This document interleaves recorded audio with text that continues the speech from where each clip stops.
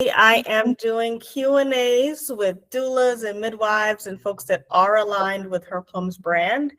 And today we have Teresa from Black and Indigenous Birthworkers of Delaware. That was a mouthful. So I will have her share a bit more about her and what she does at BIBDE. Thank you. First, I want to say thank you for doing this. Thank you for having me, and thank you for your wonderful product.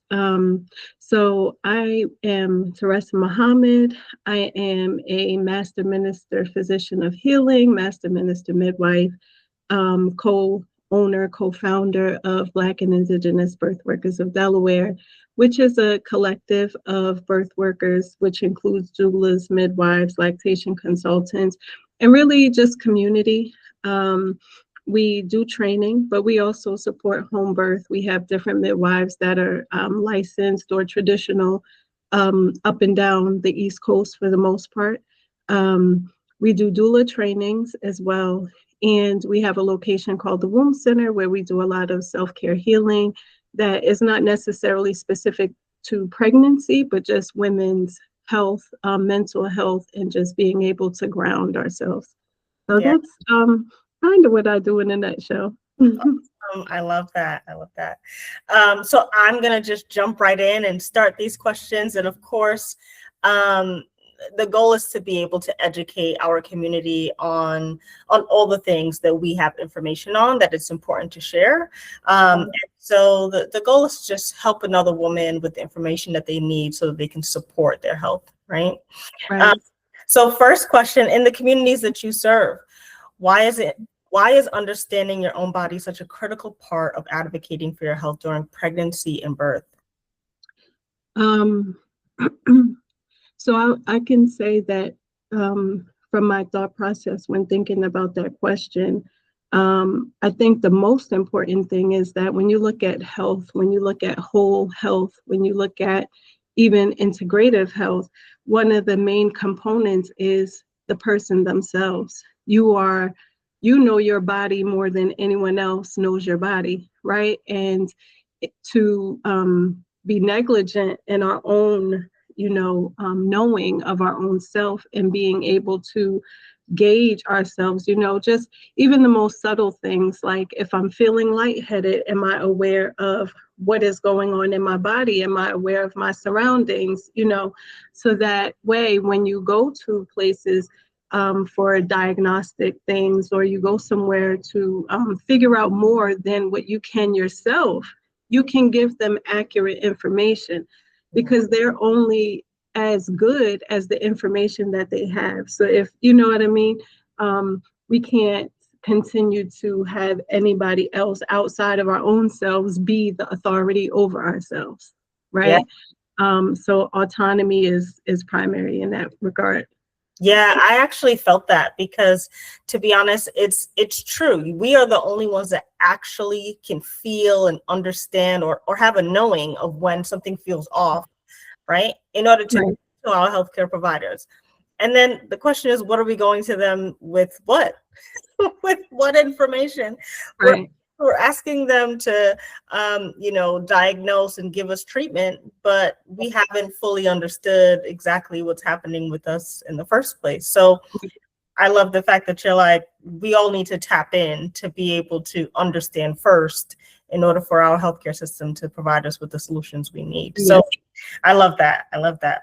How does body awareness empower women, especially Black and Indigenous women, to make more informed decisions about their care? I think knowledge empowers us. The more that we know, the more that we are aware of, it's just empowering, in and of itself. Knowledge, like the saying goes, knowledge is power, right? So that means that knowledge can empower an individual. And if we know, as Black and Indigenous women, and in particular, because we're talking about pregnancy, and even when we're not, right? Preconception care, going into becoming older and going through menopause, and, the different changes throughout our lifespan. it's empowering to be knowledgeable of not just our own selves, but even in sisterhood, because then we connect, and we're in sync. And if I didn't know a particular thing before, but my sister knows a thing and she's had an experience, now it may not happen to me, but maybe I can help my daughter. Maybe I can help my other sister. Maybe I can help my cousin, my mother. So I think knowledge is really the main thing that can empower us. Yeah. Yeah. I mean, as you're saying the responses, I'm kind of like, yeah. Because, I think about, and I was just doing I was just on a panel this weekend, and we were just talking about the fact that, we're not educated, and, at least I wasn't educated with the information that I needed to support my cycle or support my body during my cycle. I didn't even really know what it meant. I was just excited to get it because my sister got it. Right. And so it was like, so where do I go? What do I do now? Right. I don't know. So the key is knowledge is power. And the more I learn now, it's like the important part is to educate our younger girls so that they are able to support their bodies in the best way possible, right? Yeah, for sure. That kind of goes into the next question, which is, many of us didn't grow up learning about our cycle or health in a supportive way. How do we begin to shift that narrative within our communities? I think you kind of hit on it, in your response, in a way. Many of us did not grow up knowing things, but I think the way that we can be supportive is really we ourselves have to reconnect to that space where where did we shift in the first place, right? We have to go back to that place of when did we stop viewing the womb in such a powerful way? When did womanhood become burdensome? Sacred rest, right? We don't honor our cycles. Where did that begin? And I think if we reconnect with that, then we can, I think, be more supportive. We can be more knowledgeable. We can definitely be of an assistance in that way. But until that is reconnected and healed within our community in totality, we're only going to pass down more trauma. We're only going to pass down more disconnection. Historically, we run from pain, right? We run from trauma, and we've created identities surrounding these things that we've sworn, I'm never going to experience that again, right? And we have to go back to those places to heal them, in order to move forward with our head held high and forgive ourselves, atone with ourselves, with our sisterhood, with our mothers. And it really is something that is intergenerational, that we have to really just reconnect. Let's go back to that place where we just lost ourselves, where we went a different way. Yeah. And I think to add on, it's like, are we having those conversations? Right? Do we feel comfortable? And sometimes I think people may be a bit afraid of comfort. Well, maybe this is a bit confrontational. I don't want to have a different opinion than my sister, or maybe my mom, or my aunts, right? Maybe I'm going through this and they didn't, and I don't want no one to feel like, I'm sharing a different experience than they did, right? And I think there's like power in you sharing your experience, so that you can definitely help someone else, right? Yeah, I think because in what you're saying, it's making me feel like, at what moment did we become shameful? Right. At what moment did the conversation become difficult for mother and daughter, for sisterhood? We used to have a red tent sisterhood. We used to have all of these different things that we've participated in. And when did we in sisterhood become judgmental of one another's experiences, that we would feel embarrassed even to come to the table to feel those emotions, right? And that really is a lot of what we have to heal from, is that part, because we can't have the conversations, we can't be vulnerable if we're being judgmental. You know what I mean? We can't feel like we're in a safe space if we feel like we're being talked about, you know, somewhere else, or mom might tell somebody and I'm going to feel embarrassed, you know, not having autonomy in the ability to say, this is a safe space and I want it to be honored and I don't want anybody else to know what my business is, mom or auntie, you know. So there's a lot of that I think that we have to go back to, that has more to do with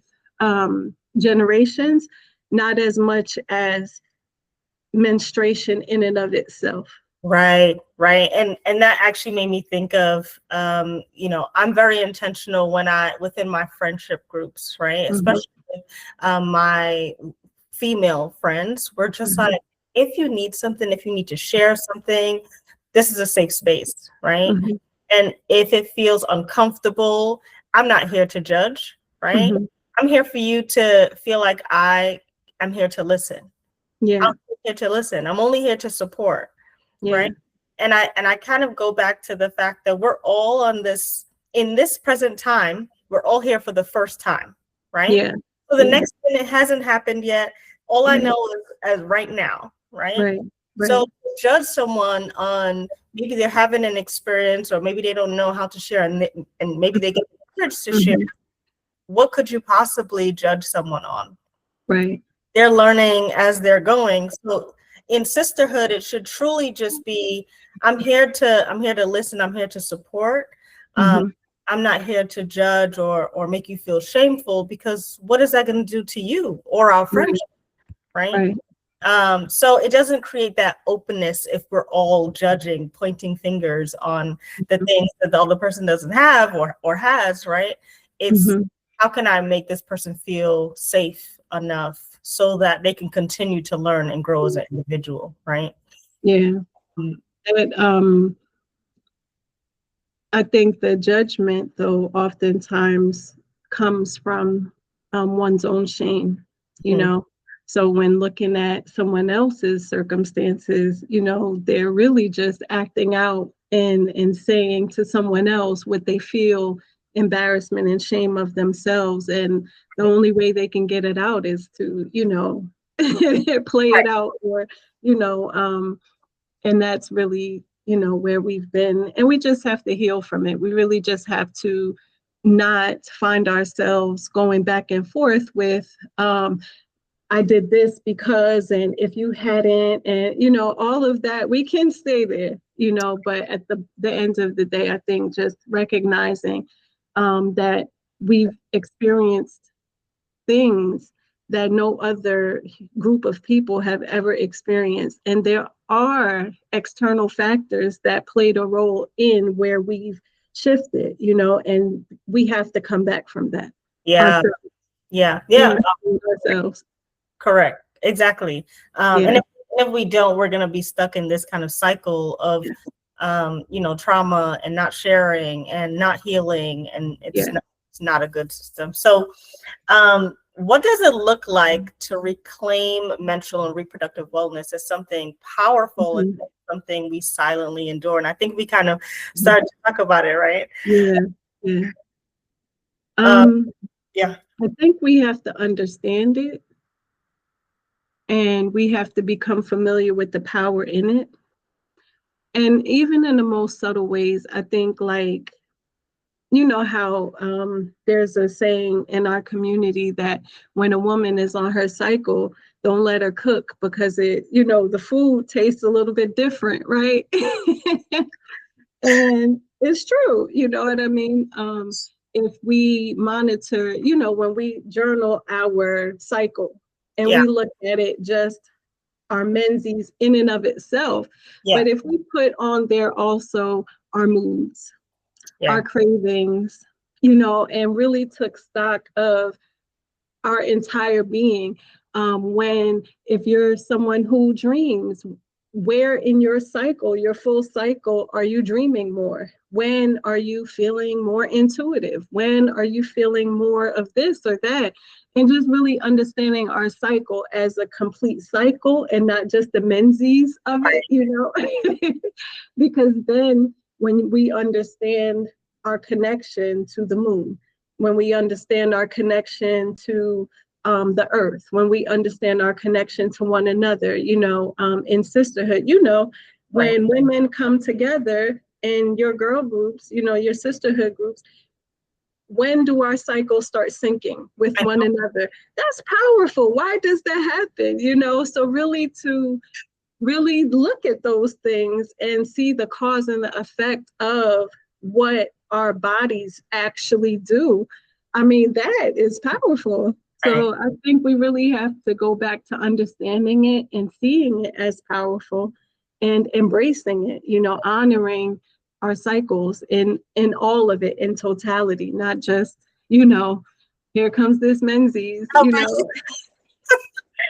Which I think so many of us do because we don't know, right? Right. We're just like, oh, this is such a burden and I don't want to deal with it. But Right.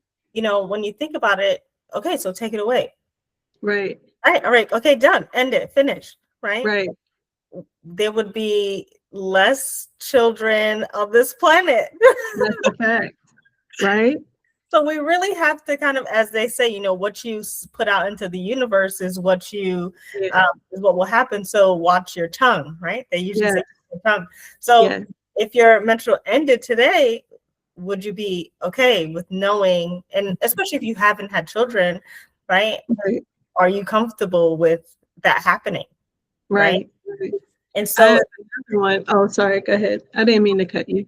No, you're fine. You're fine. I was going to say, one of the things that I kind of share with a lot of my friends is kind of always making sure that you like tap in to your body during that time, especially just to kind of feel all the feelings and when you need rest and what is your body saying. And a lot of times we don't take a moment to really listen at all. But I feel especially during that time, and not saying the other phases aren't important, because they are. I'm just thinking of the menses phase, right? The menstrual phase, on when you're releasing. How much are you releasing? Is it only your cycle, or are you releasing all the emotions, all of the trauma? Like, what are you releasing? Right? So it's how do we kind of tap in? How do we listen to ourselves so that we can know when to pause? When to rest, right? So that we can have the we're tapping into our intuition on what we should be doing next. For sure. That's kind of what I was going to go into, that rest, because you were saying, if we took it away, we wouldn't have babies. I mean, the way that we move, if we took it away, we wouldn't have rest. That's true. That first, couple of days, 24, I'm like, that first 24 to 48 hours is like mandatory rest, right? And if we remove the cycle because of just who we are, we will just keep on going and keep on going and keep on going. Yeah, which is not healthy at all, that kind of brings us to the next question, which is mental health is often overlooked in conversations about maternal care, or even menstrual care, right? Why is it so important to support our emotional well-being alongside our physical health before, during, and after pregnancy? That's a good question. Can you hear this lawnmower behind me? Is it loud? I can. Oh, okay, good. Because I'm hoping that it's not coming over. Of course, now that I'm doing this, my neighbor is mowing the lawn. Oh, it's fine. I can't hear anything. Okay, perfect. So mental health, I think we have to shift our view of mental health, the stigma that is around it. Everything really, I think, is how are we viewing the things? How are we perceiving it?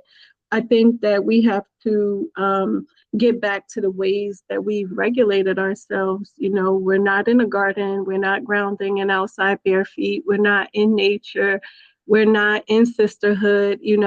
When I do my doula trainings, we do, it's like, it's intimate. I usually don't do classes more than like 10 women at a time. And we get in the kitchen together and we're cooking, and everybody's cutting vegetables and we're making bread together as a part of the training. And it's aligned with sacred medicine. And a part of sacred medicine is just the aroma. I would light an incense. I would have candles lit, and then we're in the kitchen. We're laughing. We're cutting. I'm like, everybody is like, I feel so good. I'm like, this is mental health wellness right here.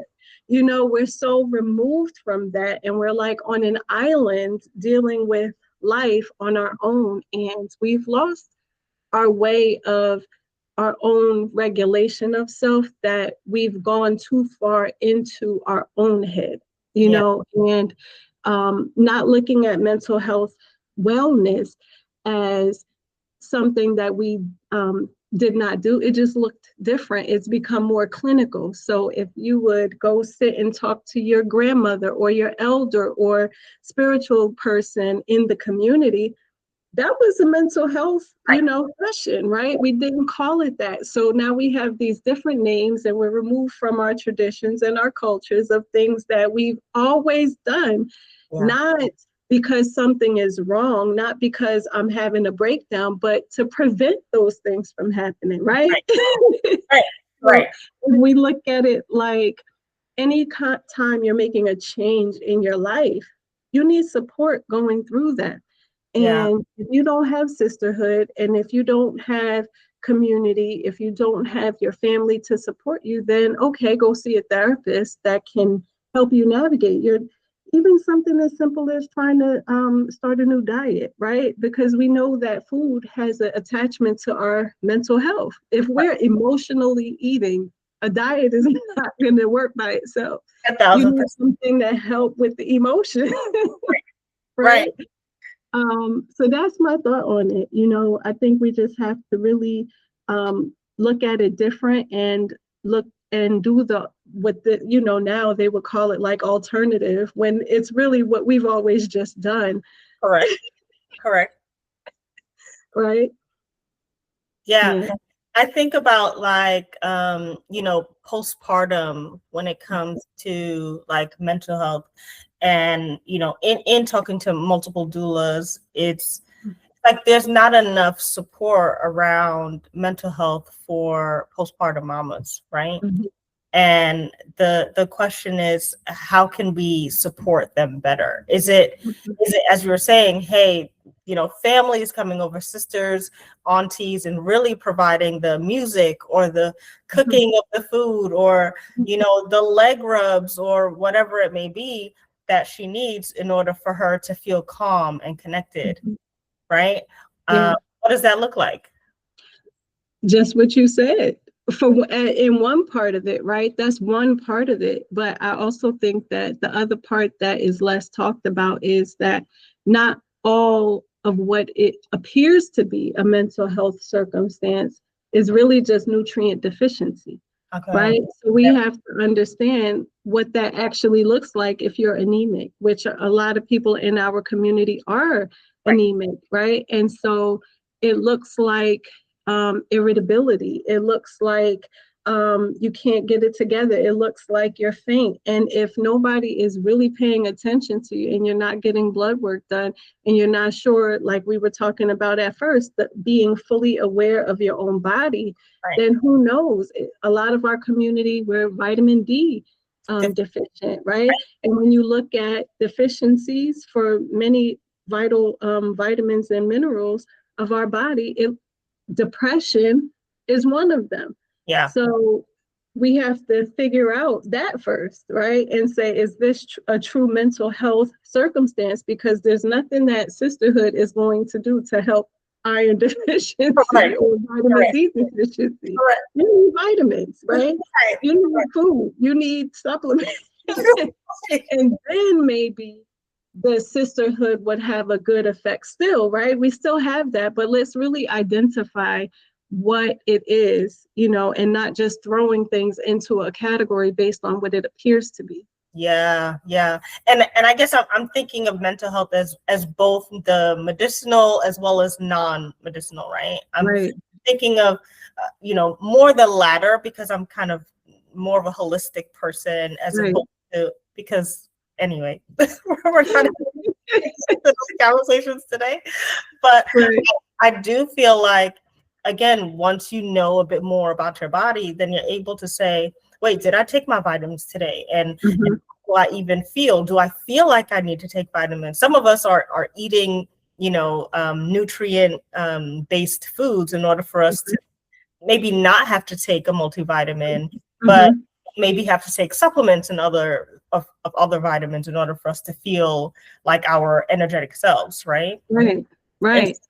And so the goal is like, sure, your sisters are not gonna tell you, hey, you're iron deficient, but they can notice when something is wrong, right? For sure. For you to, hey, I think you need to go to the doctor. I'm noticing that you look a bit down. We haven't spoken as much. Just want to make sure you're okay. And I think that's where the mental health support really comes from, on us feeling like we can have a safe space to talk about the things that we're experiencing, but also for our friends to say, wait a second, I'm noticing something, and you not feel like, ain't nothing wrong with me. Right. Being honest about it, first of all, It's being honest with yourself, and it's your friend group being honest with you when they do something and want to be able to assist. So one of the things that I noticed in that regard of the sisterhood groups, or just the support of people, one of the things that I find is, I don't know if you've ever heard of that. It's like a little story, and it's like somebody, anybody, everybody, and nobody. Have you ever heard something like that? And it's like something needs to be done, right? But everybody thought somebody would do what anybody could have done, so nobody did it. You know what I mean? Everybody assumes that mom has support, and or assumes that this one is doing it, or that because she's expressed, I just want to be left alone. That there's this support, that they have it under control, and they really don't have it under control. So it's, I think it's really not a default on one person, but I think it goes back to kind of what we were talking about before, in getting past any shame, getting past any judgment. Like, why do you want to be secluded on this island during such a time when you need help? Right. That's a conversation that has to be had, because nobody is going to be intrusive, right? Nobody is going to, people are going to respect your space, and people are going to assume that when you say, I have it covered, and I've got it together, and I have everything in place, that you're being honest about it. You know what I mean? So I think really having more conversations. I try to have conversations with the family, and a lot of times we put the support on the partner, dad, and it's like, if he does not cook, if he does not cook, if he does not wash clothes, if he does not clean, and she's always been the person to do those things, he's probably not going to do those things. He doesn't even know those things. You know what I mean? If I ask my husband, can you put this away? He doesn't know where most of the dishes go. You know what I mean? He doesn't do it. He really doesn't. If I needed help, he would help, if I'm down or something like that. But I would hear banging around in the kitchen. He's definitely taking a lot longer to find stuff than me going in and handling it. So, not putting everything on dad, realistically, that's not really a good option, even though he can be supportive in whatever way that looks, or whoever, they are partnered with. We just have to be more real, I think, and more honest, more vulnerable with what we actually need. And for the people that are showing up, knowing your role, knowing your responsibility, not overstepping, because sometimes family can be a lot. And if it's not the time, a lot of, moms would just be like, well, I don't want to have to deal with everything that comes with you showing up. You know what I mean? And all of that goes back to, we have a lot of healing to do together.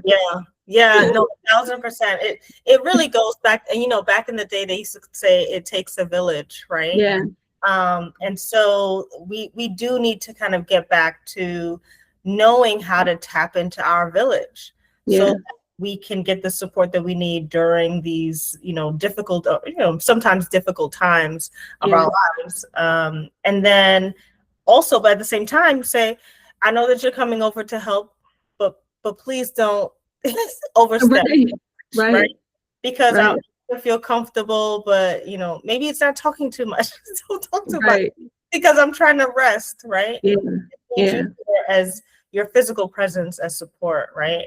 And I do yeah, think sometimes, even in friendships, you're okay with how someone is when they're in their normal state, right? We can mhm, interact, but when you are going through something, you do need a different type yeah, and you are looking for a different type of energy from that same friend, because you know how comforting they are, but you just don't want maybe not too much talking this time, right, maybe not too much of whatever that may be. And for that not to be taken in a bad way, it should yeah, be taken as I'm glad that I'm here to support however you need me to support, for right? sure, for So sure. that brings us to the next question on community, right? How can community, Mhm, sisterhood, and shared spaces help women feel more supported in their mental and reproductive health journeys? I think of in just this question, you know, mhm, about when women like either first get their menstrual or are thinking about getting pregnant, um, mhm, you know, and maybe they can or not, or maybe they're not sure if they can, what that feels like mhm. them and why community is so important. Yeah, I think education within the community, regardless of your current, station in life.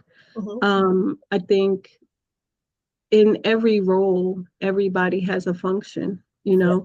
mother, grandmother, father, brother, sister, cousin, neighbor, and we just, as community, really don't understand how we all affect birth, Right. how we all affect pregnancy. We're removed from that village, mindset. If something happens to one, it impacts all. We don't view our world like that, Yeah. and which is unfortunate. And we really have to get back to that, being more educated on those things. I think that's really a great starting point for how to show up. I Yeah. teach a pregnancy and infant loss advocate course. Oh, I support end of life, right? yeah. And a lot of people really don't understand how that is a necessity in our community. We don't know. We are removed from um, transitions in life. We're removed from rites of passages, Yeah. right? We're removed from all of these things. And really, end of life is a rite of passage. There's an honoring that has to go into that, there's an intention that has to go into that. And if you don't know how to show up, or the right thing to say, or the thing not to say, people are uncomfortable sitting in silence. It's Right. like, you want to fill the space with words and there are none. you Right. know um, you just have to be still in the silence, and you have to be supportive, and you have to be steady, and you have to be calm, and you have to understand it at its root, not just how you're feeling. We in our feelings all the time, that we don't um, step out of it into reason, Yeah. into reasoning, and into being able to show up beyond our emotions, beyond our own self, to in the moment of what we feel, to understand that the thing that we do is going to have an impact beyond ourselves, this moment, and beyond time. Yeah. We don't see ourselves as that powerful or that impactful. Yeah. And we really have to get back to the root of understanding that, it's kind of like a ripple effect when you look at the rock thrown into the water, still water, and Mhm. you see how far out that ripple goes. Well, each of us have that ripple effect, Yeah. or how you that butterfly effect. We don't realize the the knowledge behind the butterfly effect, and that a butterfly flapping its wings on one side of the world can cause a tsunami on another side of the world, right? And if we don't understand that in our microcosm of community, Yeah. of family, then we're not going to be able to show up and support. Yeah, and that the words that you shared, you know, emotions with, but also take into account reason and, you know, time and place, right? I think sometimes, you know, I think sometimes people want to fill a gap because they feel a gap. Oh, there's no one talking. I don't know what to, you know. And it's like, but what's making you feel like you need to fill the gap, right? Kind of goes back into what's happening within you that you need, you know, that you need to feel, that you feel like you need to say something in this moment. And sometimes it's really nothing. Right. Really nothing. It's like, thanks for sharing, but okay, right? And so it's really, what are the things that you need to heal in order for you to know that silence is okay? Right. There's no need to add additional, especially if it's a transitional period. Sometimes silence is exactly what's needed, so that the people who are grieving, the families who are grieving, they can really say, let me tap into my emotions right now. But as soon as someone kind of wants to just fill the gap, that's like a switch of the mind for the person trying to heal during this moment and process those emotions. And I'm actually thinking of, in addition to that, I'm a yogi by as well. So I'm a CPA by trade, but also a yogi as well, a yoga master. And so one of the things from yoga is, you know, I am not, my emotions are not me, they're mine. Right. I'm not an angry person. I'm just angry in the moment, right? I'm not sad. I'm just experiencing this thing at this present time. And so once we kind of, you know, take a step back and say, hey, my community, even if it's a transitional period, this person is sad in this moment. I don't need to fill it with something that's not going to help me process these sad emotions that I need to go through, right? And it'll help me come out the other end knowing that that person actually lived their life, right? And so it's so important for our communities to understand emotions, time and place, how to support each other, and just kind of getting back to that village, right? What is that village? And for some people it's family, but other people it's friends, right? It's friends. They make their families so that they can feel that village that they were looking for, because they feel safe in those spaces. So it's community. We need to stress community, and we need to stress healing. We need to stress the importance of just knowing how to be supportive and not judgmental with ourselves and with our communities. So I'm going to kind of switch slightly just to really, like, how do we support our you know, menstrual health? So access to safe, non-toxic menstrual products isn't always ethical. Why is it important to have conversations around safer reusable options within underserved communities? I'll say my view, I took a trip to Benin, West Africa, about 2021, so about 5 years ago. And I was there for about 2 weeks, and it shifted my thought process on reusable, right? And the ways that traditionally we've done, you know, and the use of scarves, or, you know, just cloth, right? And I learned so many different ways of using it. And I was like, wow, this is beautiful. But then it also opens up another conversation about where we are with our health, with our menstrual health. And it's like, a lot of people are like, well, I don't want to use what appears to be a cloth. I need this diaper Right. but you're hemorrhaging. That's not really a Menzies. Right. You know what I mean? So it's like, I think we do need to have more conversations about what we've done, the ability and the power. And I mean, you save money, Right. right? You save money. That's number one. You save money. You're never going to not have it. Right. You're never Right. going to not have it. When the stores go and you can't get any pads off of the shelf, what are you going to do? You know Right. what I mean? If you don't have a reliable option, because we're women and this is what our bodies do, Right. what are you going to do? So I absolutely love the reusable option. Yeah. I feel more controlled in feeling like I know what I have in my hand. I feel like I control the energy of it as well, right? Because I'm washing it Right. myself, and I just feel connected. I think, spiritually, I feel more connected traditionally, in all of those ways. So everybody that I've been telling everybody about, look, you have to do it. And my daughter, she started, doing it as well. She's 26. So, for her, she's like, oh, mom, this is amazing, right?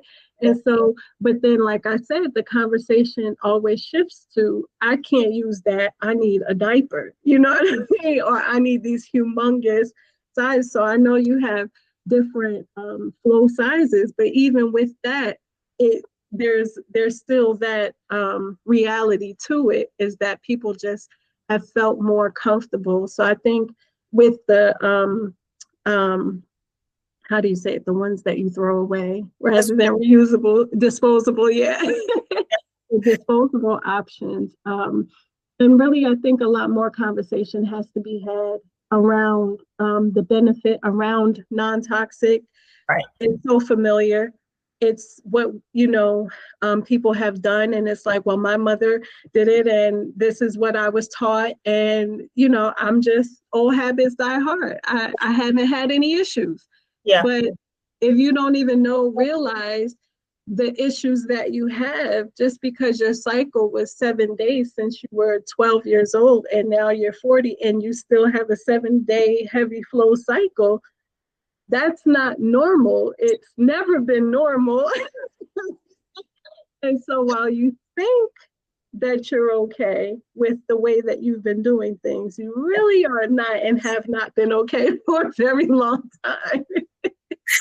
And for anybody that I have recommended, they have definitely noticed a difference in, the fullness of the changes that they've had to make, right? So the reusable pads is one step in a direction to healing. That's, Right. to me, one of the main components of it. You have to switch what you're putting there, right? Because this is going into your womb space. But also steaming, castor oil packs, and eating better, getting your nutrition better. Are you hydrating, and just taking on a fullness. So when I'm talking to clients, when I do a advanced consult and things like that, one of the things that I incorporate are those things, right? Meditation, grounding, yoga, right? Mental health, get your mind, body, spirit connected and together. Nutrition, what are you eating? Hydration, right? Making sure that your body is getting what it needs. And then reusable pads. Like use something non-toxic. Yeah. That is not being made I mean, it's being made somewhere, right? It's being made, but still now you have possession of it, and now you can wash it before you use it. All right. Disposable pad, you just wear it. You know what I mean? And I think, again, it goes back to education, as you were saying, right? It's like, if we knew what we were putting in that area and the impact it would have, would we say yes to reusable or no? Right?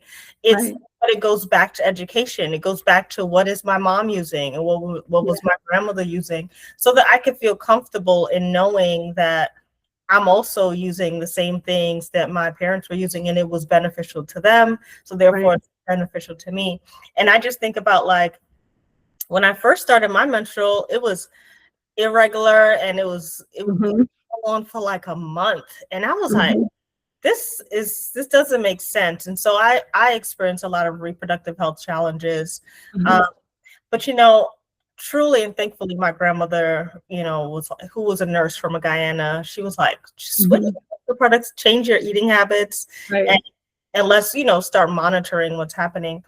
And to be honest, at that age, I was like, change my menstrual products. Right. So right. What? I had no clue. And so I went down this kind of lonely road of researching. Because everyone else was using disposable and it was a use and throw away, but I was experiencing reproductive health challenges and I'm different. Well, I've considered myself different from everyone else, and I need to find a different solution for me, right? And I just find that as soon as I went reusable, just in general, right? Because before I made Herplum and Herplum products, right? Let me switch to a different, to a reusable product, the cups, other pads, the underwear. And to be honest, my, I had abnormal cells, and then abnormal cells was gone, right? I was like, okay, so now that's one thing. And then, so I still had fibroids, but I started to feel them, but then I switched to mine and I noticed I'm not feeling them as much, right? And so, but again, it goes back to what are you eating and what are you putting in the area? And I must say, I don't spend any more money on pads because I'm like, why? I have my set of, 10, 11 pads. And to be honest, my cycle goes from 3 to 5 days. That's my cycle, right? Same. Same. 3 to 5 days. Nothing crazy, nothing heavy. I'm in alignment with that. And that's normal, right? Yeah. So anyone that I hear is like, oh my gosh, it's been 7 days and 8 days. I'm like, why? Right. Cramping and pain, no, that's not my experience. Yeah.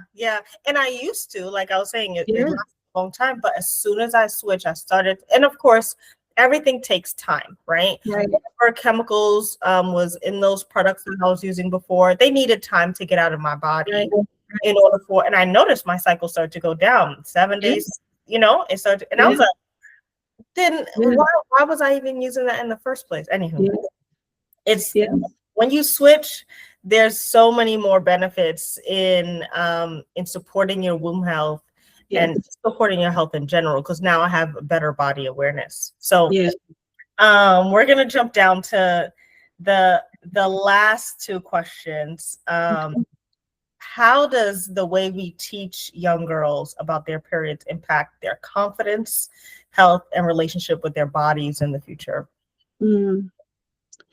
I think the main way that it helps in their future, I believe in intergenerational healing. When there's a saying that when you heal those before you and you heal those after you, right? And it really is true. And when we connect, I think the way that we teach young girls, it's really a way for us to connect with them and heal ourselves. I think when I think back to my beginning of my menses and where I was in life, and the reality of being in school, feeling insecure, because, oh my gosh, who knows, it's private. I don't want anybody to know. If you had that dreaded leak, right.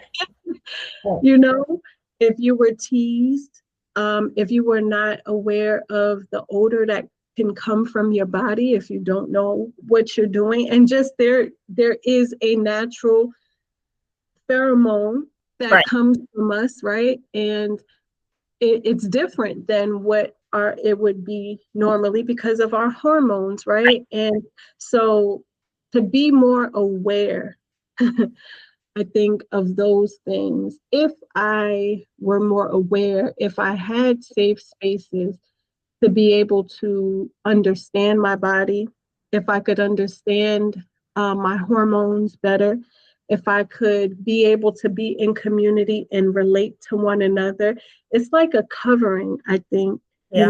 that I think that we would have felt more protected. I think that when young girls have that, there's a layer of protection that we don't realize is necessary unless you have it Yeah. versus you don't have it. Like you don't see it just like that, the impact of having certain coverings, having certain protection Yeah. when you're a young girl. So I remember when my daughter was younger, before she started her cycle, I had a conversation with her and I was like, listen, when it's time for you to get your cycle, I told her about it. This is what's going to happen to your body. And I said, this is a major thing. Yeah. It's mommy daughter time. Yeah. We're gonna, if it happens when you're in school, call me, I'll pick you up. Yeah. We're gonna go shopping. I'm gonna, care for you, right? Because I wanted to show her this is how you care for yourself, right? I wanted to let her know that I know you may crave different things when you're on your cycle, right? And so she felt so good about it. And now at 26, we talk about it sometimes. She's like, Mom, I remember that. You know what I mean? And it was like she had her little, I did like a little basket for her, and here's these things for what I knew at the time, which was not necessarily the best. What I know now, there are some things that I definitely would have done different, but she remembers the impact of the connectedness. She Yeah. remembers the protection that she felt. And so I would, tell people sometimes, because, when girls get to 12, 13 and stuff like that, they start covering themselves. Not my girl. Yeah. Girl was just, Mom, look at that. Mom, what you think? Oh, girl, like, what are you doing? You just like flashing me, but because she felt comfortable and it was safe, because she knew that she can be a woman around me. Yeah. When she conceived pregnancy, right? I was the first person she told, and she was that much pregnant, right? I think she was probably like 3-4 weeks. Yeah. Yeah. Right. She was excited to hear. She was not afraid. She didn't hide it. She lives her life, and she reserves things that are for her friends, Right. But we have a thing, and she knows that she can come to me with the Yeah. things that matter. Oh, she's coming to Mom. Yeah. So yeah, I think the way that we teach our girls about their period is a catalyst for other bigger conversations. Yeah. Yeah. Right? Yeah. Which leads me to the last question, which is, what would you want every woman, girl to get from this conversation and how they support their reproductive health? Ooh, what would I want them to say it again? What would you want them to receive from this conversation and how they support themselves and their reproductive health? Go back to tradition, connect, get back in the communal spaces of women. Yeah. Get in the kitchen together, Sunday dinner, just really start connecting again in the ways that we used to, if nothing else, that thing. And I think being able to have conversations intergenerationally, Yeah.